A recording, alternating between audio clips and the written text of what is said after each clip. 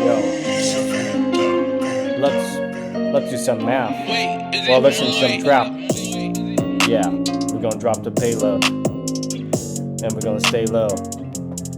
So let's do some matrix element-wise multiplication. Okay, my way.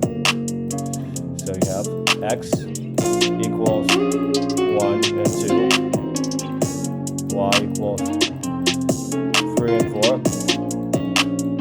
So you do this. Yeah. 1 times 3 equals 3. So yeah. 2 times 4 equals 8. And don't be late. So we're gonna do this today. Yeah. So that's x times y. It's a little different from your normal standard matrix multiplication. So let's do it on the computer.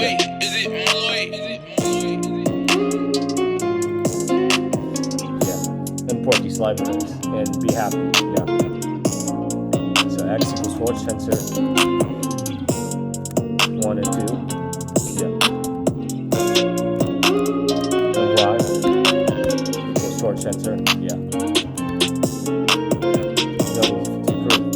Three and 4. Like you're in court. Yeah.